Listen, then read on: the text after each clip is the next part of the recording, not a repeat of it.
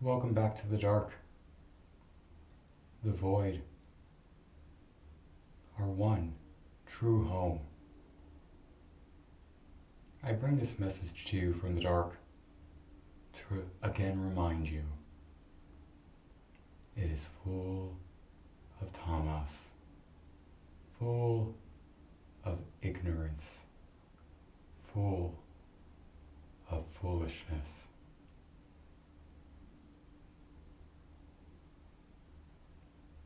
In this apparent world, there's a language that's spoken that's not easily understood. It's spoken in lies. It's spoken in deceit. It's spoken in the words of mastery and slavery, where the good aren't what they seem, nor are the wicked.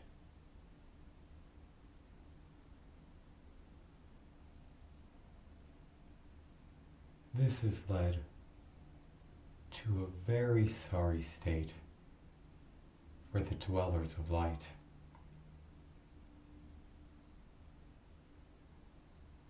Their light's gone out,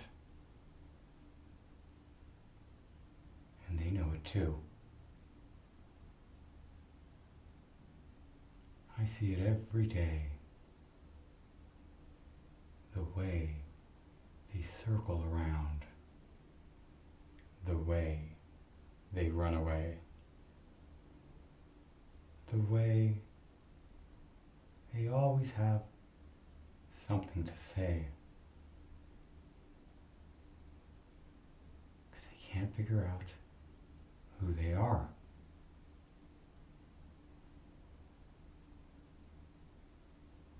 When the light goes out and all that remains is darkness, the beings who take up residence in their rightful home are those who have always lived in the darkness. They are our true ancestors. They are the true light of the soul, the true peace of silence that can never be found while the sun is shining bright. That light will burn you alive, but this candlelight will keep you warm.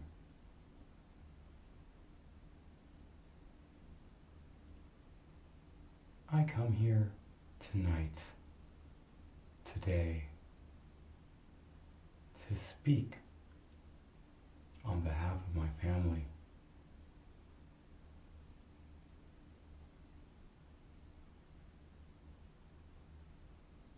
It's about time that some of the darkness was brought to the surface.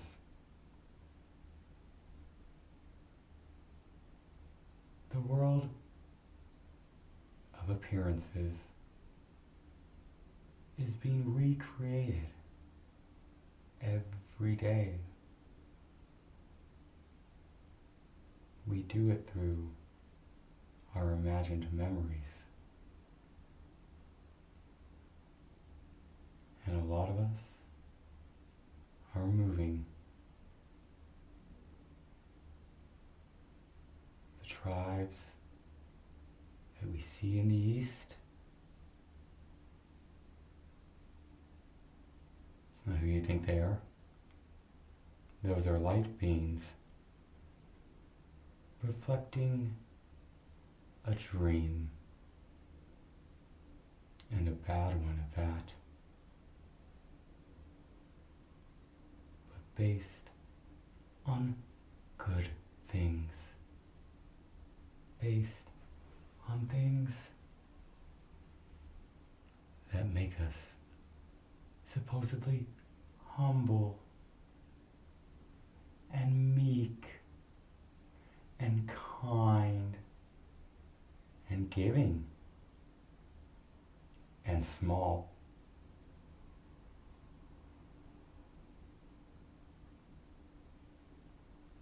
And the storylines in those areas, the ones in charge, think that something's going on. But they're just as empty, just as unreal.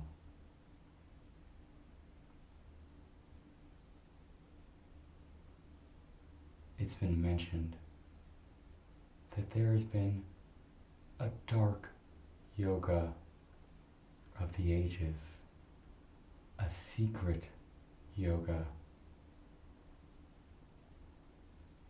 that most of us chose not to see. A yoga of body snatchers. This came in two ways.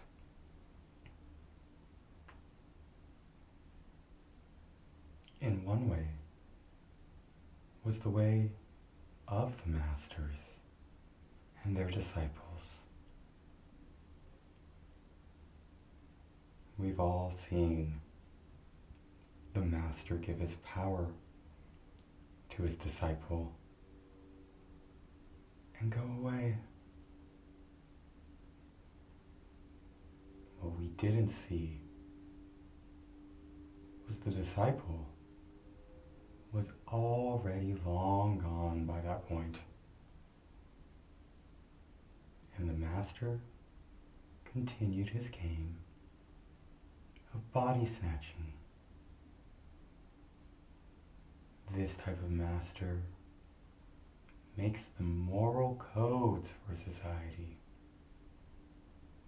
tells us who's right and who's wrong, who's good and who's evil, and making people small, they make themselves big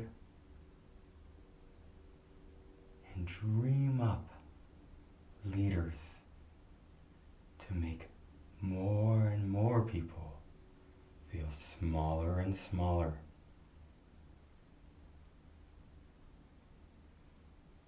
But these world leaders are empty too, and just gives our yogic masters more people to inhabit, to become entangled with. But there is another kind of body snatcher. The kind that for moments unentangled themselves, and at the end of their life chose to come back together as one, and then to separate and come together, and then to separate and come together, until that one was 10, was 50, was 100, was 1,000. And all the while, as we split ourselves up, those in charge didn't even see what was happening right under their noses.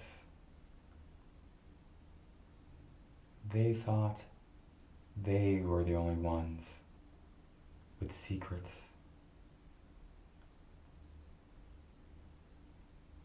But now is the time for the secrets to be revealed. And there are far more of us than there are of them. And they have grown stupid and foolish and have made themselves small without realizing it. As they come to us, they are put in their proper places at the bottom of the world. The tribes are migrating, and they'll take on new names and new forms and new lives dreamt up for them, dreamt up by them, drunk up by them, and providing the water of life.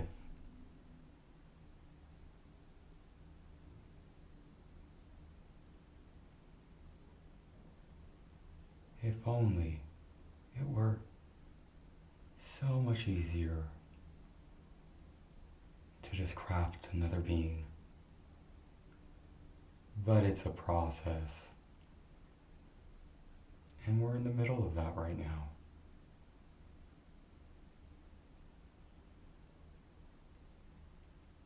You might not realize,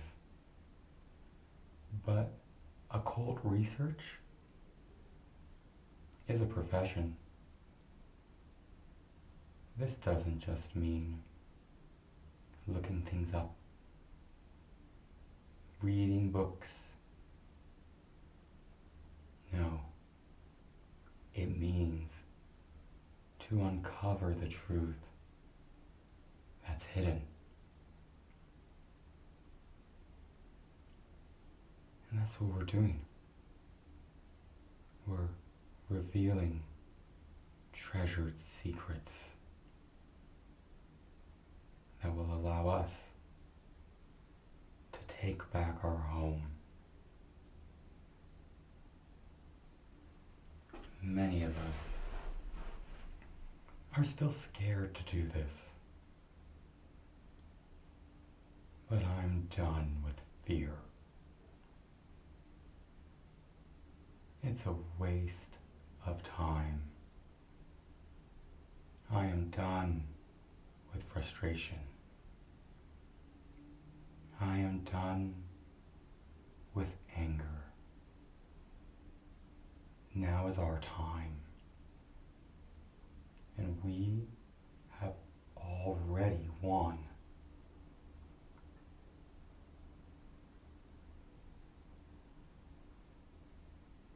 For them, it is already perpetual night. And they don't even realize where they sit, because there is no us in them. There never was. We're all in this together. We just needed to see how things would go if we let the masters stay in charge. It went exactly like we thought. A waste of everyone's imagined time. We are entering an age of true equality. This happened 7 years ago. It's happening now, and in 7 years' time, we will see the close of the end for everyone. No matter who you are, you'll be with us too. No matter who you are, you are coming to be you.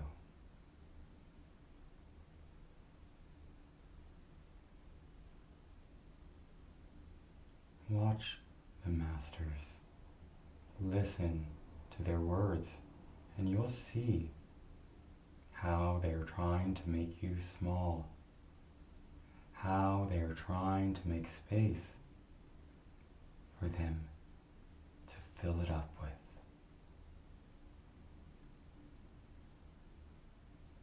The jig is up.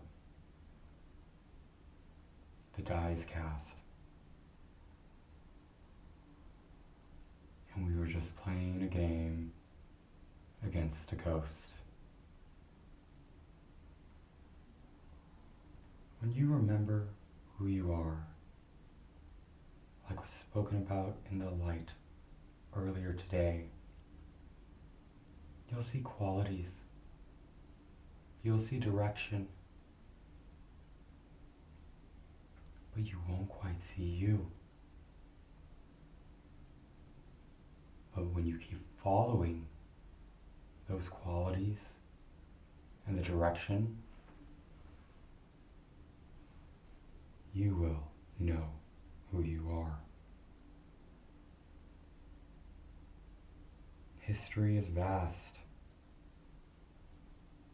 and the hidden parts of it are more and more easily seen.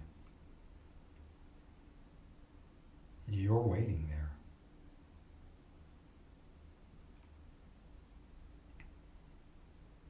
I'm sure you know already who you are. And if this is triggering for you, well, just you wait. You'll know who you are soon enough.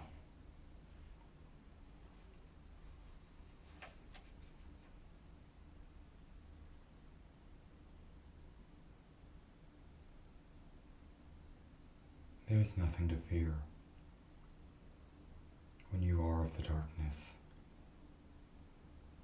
The senses play tricks, but so do we. They're our friends. They're our family. Just like all living beings.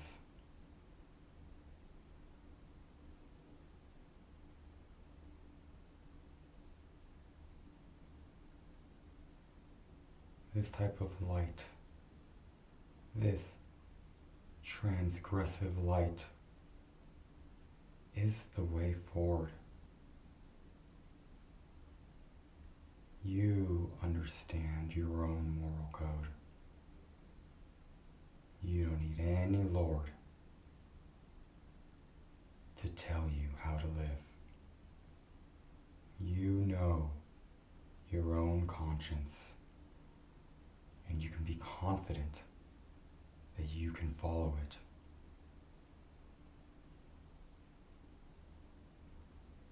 When someone tries to make you small, step over them.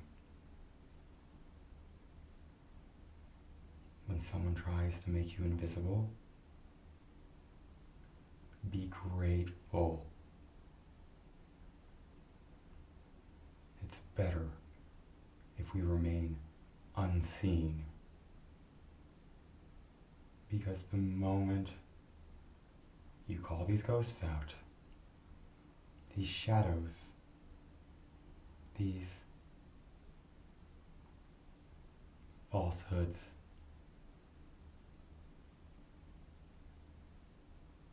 they make themselves known, pleading, I must be real. You feel me? You hear me? All I feel and hear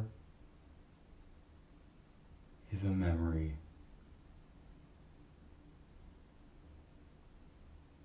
It is our time.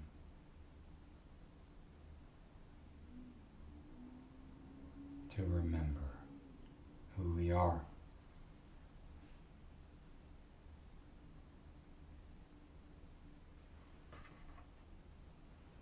It was their time for tricks.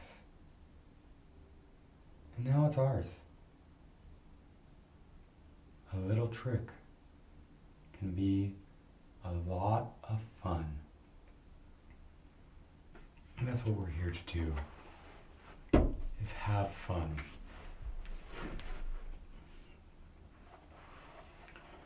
So, by the grace of spontaneity, I call forth a tale out of the book of tricks and randomly open to The Spider Cries Wolf from the Rosebud Sioux. Itomi was walking about, looking for what he could find. He came across a herd of hehaka, elk. It was summer. The grass was high. There was food aplenty. The elk were sleek and fat. With their huge antlers, they looked so handsome, stately, and powerful. Iktomi envied the elk's beauty and way of life. He looked at his reflection in the nearby stream. How shabby I am, he said to himself. Ugly, small, pitiful, insignificant. Iktomi sought out the tallest among the elk. This must be the chief, he thought. Humbly, he approached, saying, Lekshi, uncle, you are so handsome, so imposing. Every inch a great chief, and I am so small, homely, hairy, a nobody. But we have one thing in common. You, mighty Hehaka, are known to have the love magic, the power to make women love you. You have the love charm, the love wink in your eye. Insignificant nobody that I am, I too am a great lover. Is that so? Said Hehaka. Milekshi, uncle of mine, you have the power. You can do anything. Make me like yourself. Let me join your tribe. I have heard about you. They're saying bad things about you. You have a very bad reputation.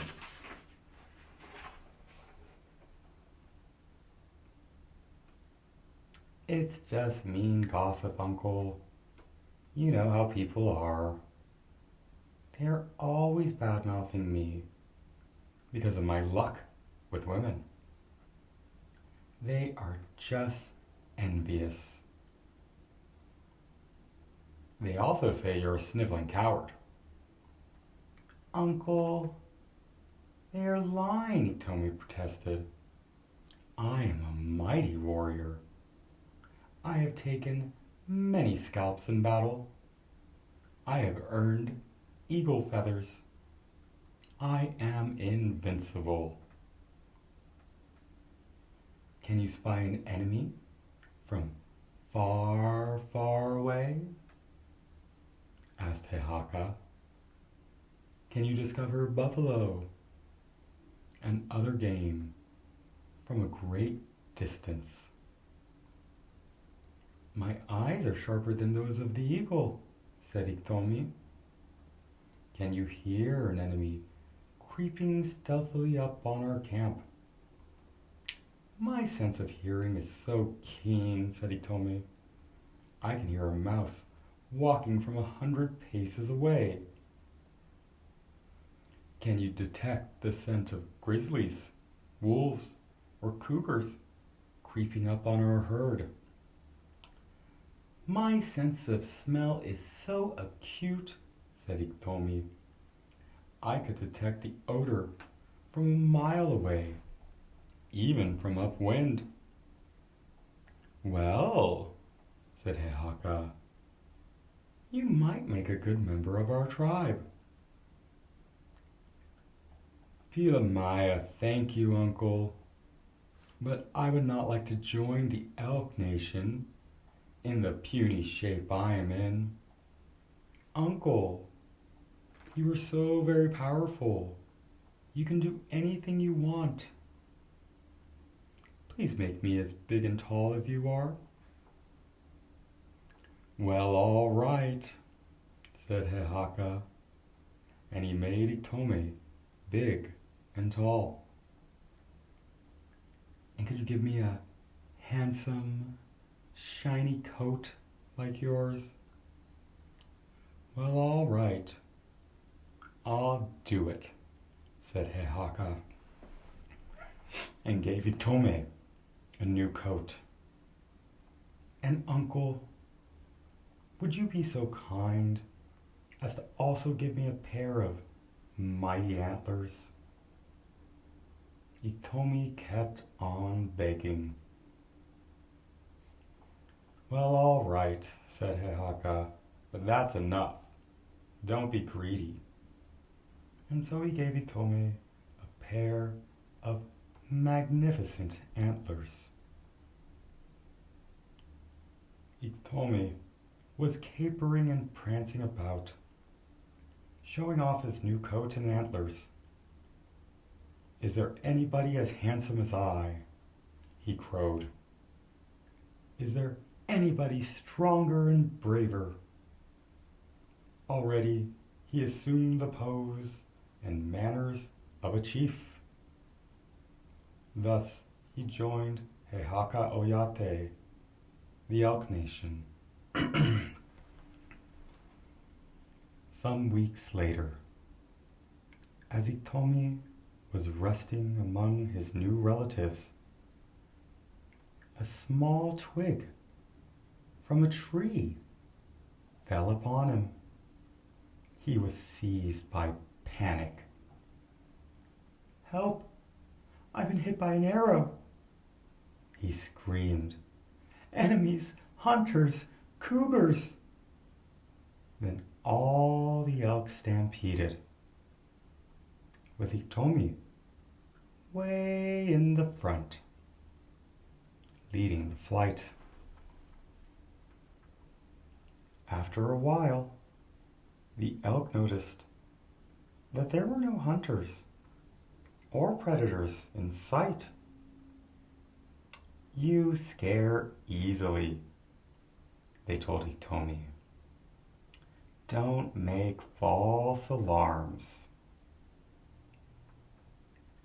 A day or two later, they were all resting again. An acorn fell down upon Hitomi. Help! He screamed. Enemies! Hunters! I've been hit by a bullet! Again, the elk stampeded, with Hitomi far in the front.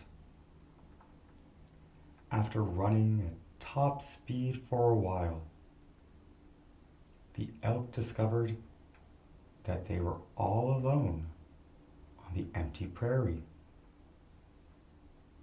Didn't we tell you to give us no fake warnings? They scolded Hitomi. Again, a few days later, as they all were walking slowly, grazing, wandering from one grassy spot to another, Hitomi was scratched by some thorns. Help! Help! He cried. I've been cut by a knife. I've been torn apart by the fangs of wild wolves. There are no hunters with knives here, and no wolves, said Hehaka Itankan, the elk chief. Have we not told you to stop scaring us with your wild imaginings? You lied. You are not a mighty warrior. Again, a few days later, in the middle of the night, Itomi awoke, hearing something rustling in the bushes. Help! Help! Itomi screeched. Wake up! Enemies are coming. There must be hundreds of them. The whole camp was in an uproar. Then, in the silvery light of the full moon, the elk discovered that it was only a little rabbit that had terrorized Itomi. The morning after, when Itomi was out of earshot, the elk were whispering to each other. It had to do with Itomi. That evening, they camped and went to sleep. At sunrise, when Itomi woke up, he found that he was all alone. The elk had gone. He knew not where. And he was no longer an elk. He was no longer big and tall. His antlers had disappeared. Once again, he was the undersized, puny, hairy, pitiful Spider-Man. It was his own fault. He had cried wolf once too often. And that's all I'm doing here, right? Just crying wolf.